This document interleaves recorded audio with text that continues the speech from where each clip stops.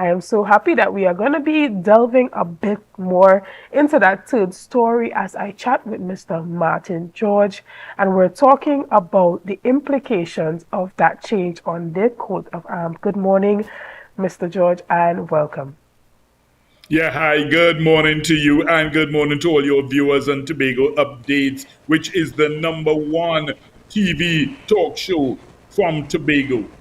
Right. Well, I'm glad that you made it just in the nick of time for us to start this conversation. Just as I was rounding up my news story, where you heard the opposition leader, Kamala Prasad-Visesa, saying that they must be careful in how they roll out this new change on the national coat of arms, as she predicts that, rolling it out in the wrong way can cause racial tensions to rise. Tell us a bit about this and why you think the opposition leader would make such a statement.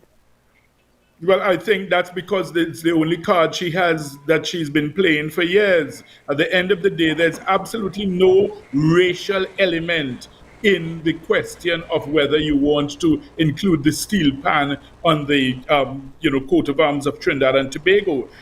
She is seeking to create a racial issue here, and that's all she has, because she's bereft of ideas, she's empty, she's hollow, and the thing is, there's absolutely no leadership that she can provide, resorts to in a circumstance like this. How could you create a racial issue out of something like this? Steel pan is something that is enjoyed by every color, class, creed, and race in Trinidad and Tobago. You've had people like Jit Samaru and the Samaru Jets who have been, pioneers in, leading BP Renegades and, to so many victories. So it just portrays a level of ignorance and stupidity which she seeks to prey upon to create an issue where there really is none. The fact of the matter is that, look, when one looks at it historically, the three ships of Columbus are things that are vestiges of the past, which may not even accurately reflect what occurred. Remember, we have to, understand that history is written by the conqueror, not the conquered. So therefore, whoever was the victor, those are the ones who will say how things were and how things went. So therefore, when you had the Spaniards come in and saying that they discovered Trinidad and Tobago, it's absolute rubbish, because the Amerindians were there long before the Caribs, the Arawaks. And in fact, when one looks at the history of violence and rape of the land, rape of the resources which occurred, plundering of the riches of the land and exploitation of the people, you ask yourself, are these symbols we really want to continue with as represent our nation? Because that's what a coat of arms is. A coat of arms is what represents your nation. It's something that you identify yourself by. And I think definitely removing it is something that is important. And I think the steel pan is definitely a fitting replacement for it, because the steel pan cuts across all genres, it cuts across all colors, creeds, stratas of society, and it is something that we can all identify with. It's something that the birthplace of this new musical instrument, the first new musical instrument to be created in the 20th century, was the steel pan, and it was created in Trinidad and Tobago. You check Google, you check Wikipedia, you check everywhere, they all give us credit for that. So therefore, it is something that we can celebrate, we can all feel proud of, and there is absolutely no racial element to the steel pan being there as the replacement symbol. Right, but can you see it being deemed as being used as a political tool when the Prime Minister makes the announcement during a PNM special convention? Well, of course, and I think it was foolish of the Prime Minister to do so. That's not the forum to make this kind of announcement, because by doing so, you are politicizing the issue. But that's what our politicians love to do. They pander to the audience that they know is favorable to them. So therefore, he knows that he is sowing his seed on fertile ground with his adoring fans from his party. So therefore, anything he says, they will lap it up and they will, heap praise upon him. So therefore, he chose that forum to do it. But I think it was foolish and maybe even reckless of him to do so, because at the end of the day, you end up politicizing something which could have been a very good gesture, a good national gesture, and you make it into a partisan, parochial, political tool. We are in 2024 where the people are, in essence, waking up. We see a number of countries around the world changing and removing, even tearing down statues that represent part of their colonial past or just a grim state of, past realities. So Trinidad and Tobago is no different from this. We even see it happening very nearby in Barbados. You already said that you do think that this is the right move.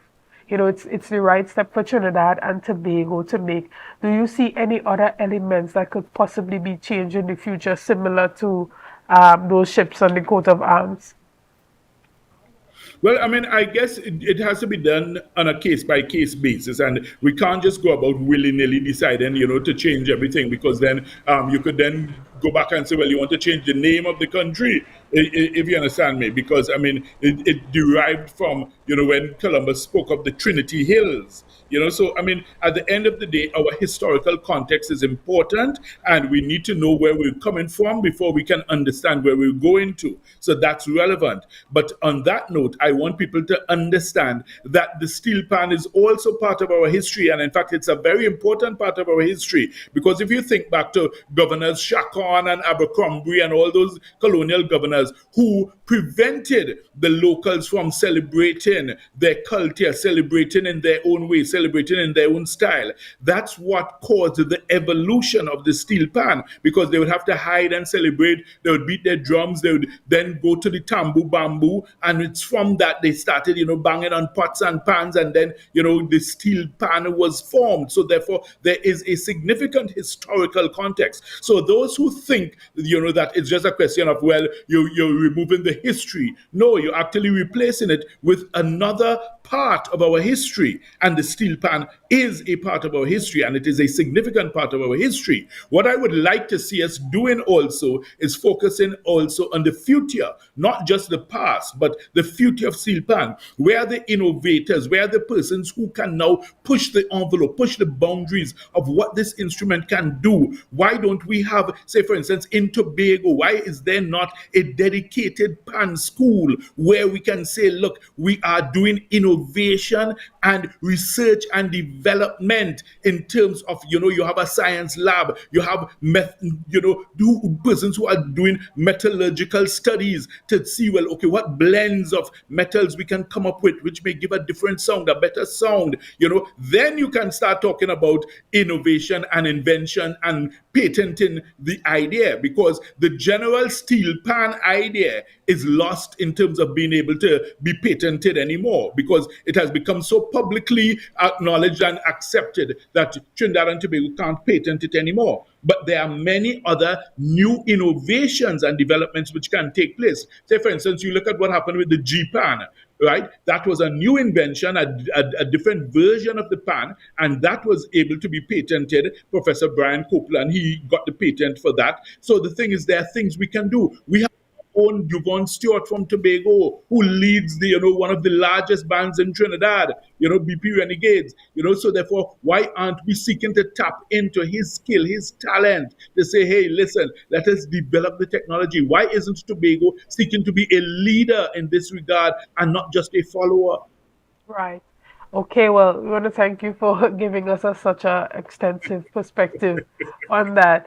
We're going to take a quick break right here because we have a lot more conversations coming right after this. See you soon. Thank you, Mr. George. Okay, it's always a pleasure. Have a great morning. Thank you. Same to you, yeah. It's a brand new morning, rise up to a brand new dawning.